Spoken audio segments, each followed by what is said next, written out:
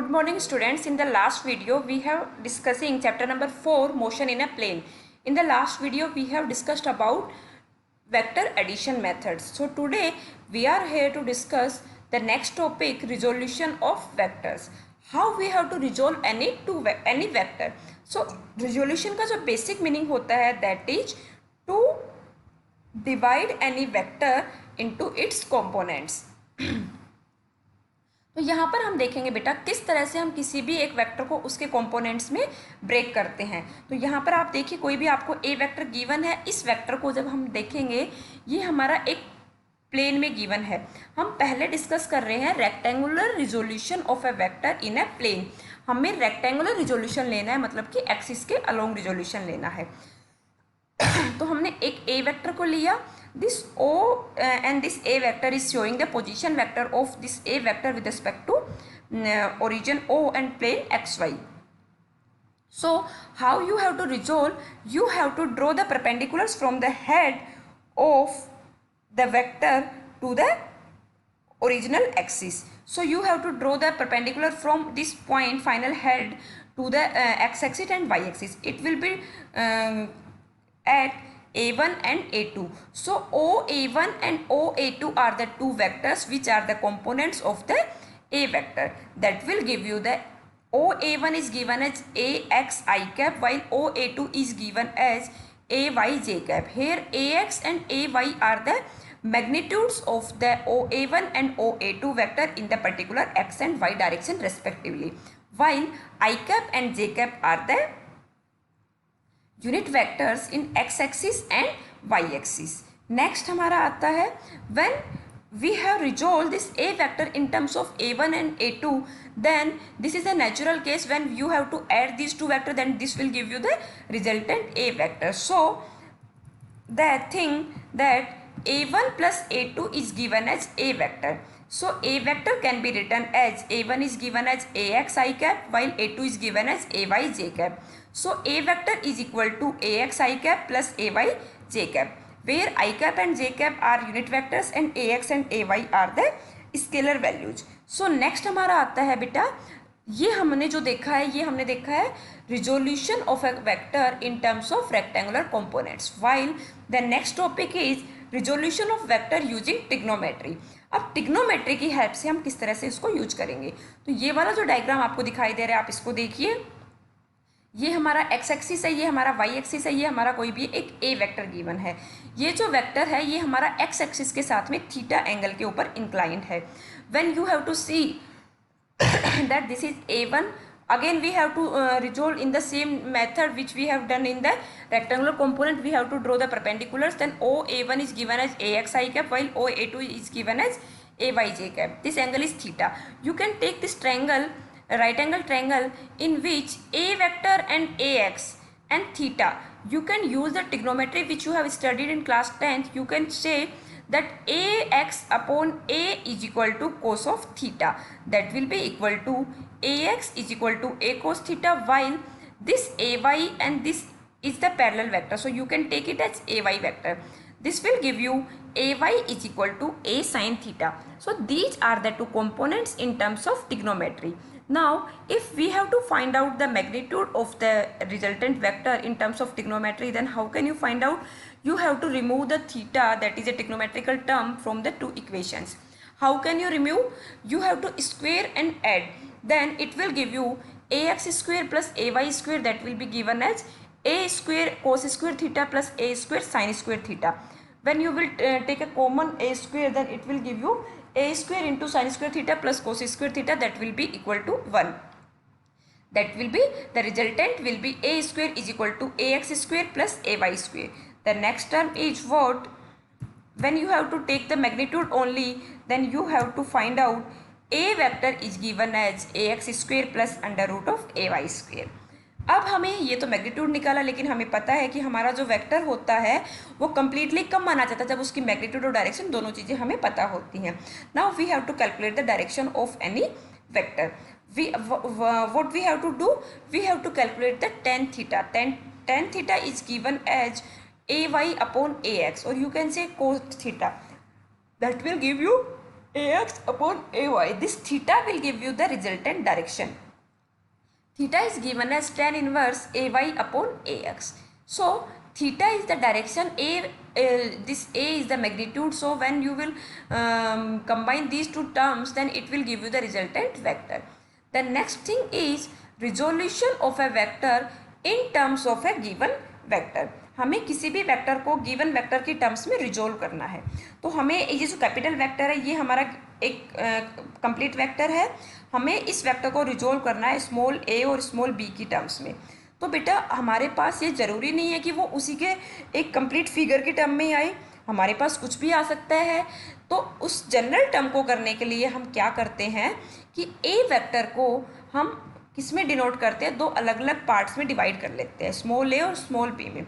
अब small a और small b का कितना कितना पार्ट लें, कितना कितना टाइम्स लें कि जो कैपिटल A वेक्टर है वो बन जाए। तो जनरल टर्म के लिए हमने ले लिया है lambda and mu. So A vector can be treated as lambda A plus mu B.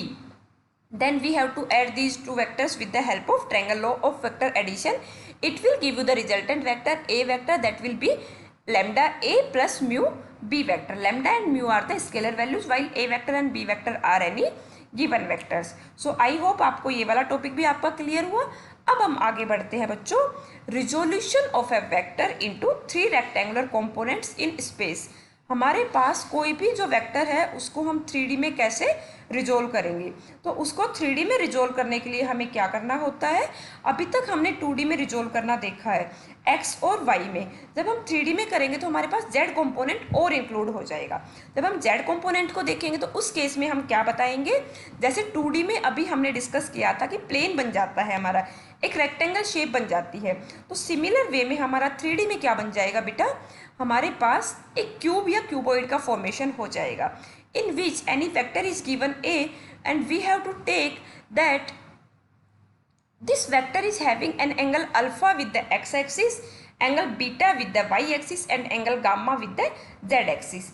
अब मैं आपको एक और चीज़ बताना चाहूँगी कि जो आपने यहाँ पर ये कैलकुलेट किया था ट्रिग्नोमेट्री की हेल्प से, यहाँ पर एक तो हमने जो एक्चुअल रूल थे उसके अकॉर्डिंग फॉलो किया, लेकिन अगर हमारे पास बहुत कॉम्प्लिकेटेड सा सिस्टम आ गया, उसमें अगर हमें उसके कंपोनेंट्स फाइंड आउट करें, then what we have to do, एक सिंपल ट्रिक मैं आपको बताती हूँ बेटा, वो शॉर्टर मेथड है कि जैसे ये सपोज करो ए वेक्टर है और जो ये थीटा एंगल बन रहा है ये इसी ए वेक्टर के साथ बन रहा है।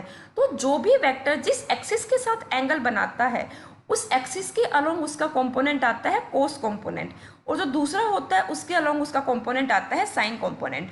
तो यहाँ पर जो ए वेक्टर है वो एक्स एक्सिस के साथ में कंपोनेंट एंगल बना रहा है, दैट इज कि जो एक्स एक्सिस के अलोंग जो कंपोनेंट आएगा ए एक्स जो आएगा that will give you the cos component, that is ax will be a cos theta, and you can see here this is the result। and the next thing is that opposite वाला जो आएगा that will give you the sin theta। so we will use this trick in the 3D as I have told you that alpha, beta and gamma are the angles which are made by vector a with x axis, y axis and z axis। then you can find out ax, that is magnitude of a in x component, that will give you a cos alpha, a cos beta will be ay, a cos gamma will be az। you can find out here cos alpha, cos beta and cos gamma। cos alpha will be equal to ax upon magnitude of a vector, cos beta will be ay upon magnitude of a vector, cos gamma will be az upon magnitude of a vector। अगर हम general term में बोले तो a vector को हम कैसे लिख सकते हैं बच्चों, ax i cap plus ay j cap plus az k cap. अगर हम इसका मैग्नीट्यूड निकालें तो जैसे हमने 2D में निकाला, सिमिलर वे में जब हम इनको स्क्वायर ऐड करेंगे तो हम देखेंगे कि राइट हैंड साइड में हमारा जो cos square alpha plus cos square beta plus cos square gamma है, ये जो आइडेंटिटी है this will give you result as 1। सो हमारा जो ये रिजल्ट आएगा that will give you A vector will be equal to A x square plus A y square plus A z square. तो ये हमारा रिजल्ट आ गया। अगर हम किसी भी पोजीशन वेक्टर को 3D के अंदर रिप्रेजेंट करना चाहें तो हम कैसे कर सकते हैं बच्चों, that r vector is given as xi cap plus yj cap plus zk cap।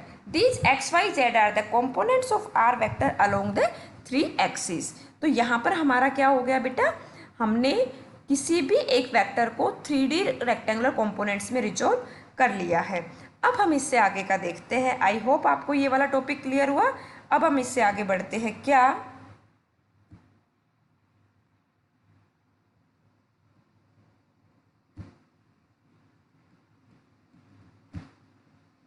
भाई क्या है?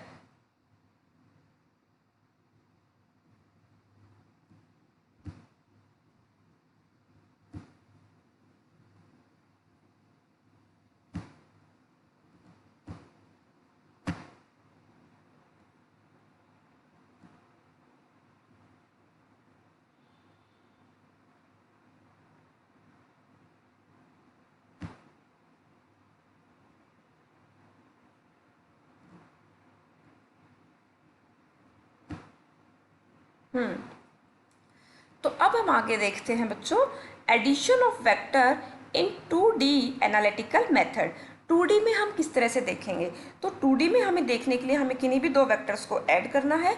उसके लिए सबसे पहले हम ए वेक्टर और बी वेक्टर लेके चलते हैं। ए वेक्टर हमारा हो जाएगा बच्चों A X I cap plus A Y J cap, while the B vector is given as B X I cap plus B Y J cap. When we have to add these two vector, then it will give you the resultant r vector that will be equal to a vector plus b vector. A vector will be equal to ax I cap plus ay j cap, while b vector will be equal to plus bx I cap plus by j cap. Now what we have to do, we have to take x component in same way at once, while this y component at the other hand. So when you will take common I cap, then r vector will be equal to ax plus bx into I cap plus ay plus by into J cap. तो I hope ये आपको clear हुआ. अब हम बढ़ते हैं इससे आगे. तो इससे आगे जब हम देखेंगे तो हम क्या देख रहे हैं कि आर वेक्टर जो आएगा उसमें हम A X plus B X को तो हमने आर एक्स मान लिया, A Y plus B Y को हमने आर वाई मान लिया. तो R vector will be in terms of R X I cap plus R Y J cap. These are the components of any vector in terms of addition of any two given vectors. तो I hope आपको ये clear हुआ. This is all about today's video. We will discuss the next topic in the next video. Thank you and God bless you बेटा. कहाँ गई वो recording?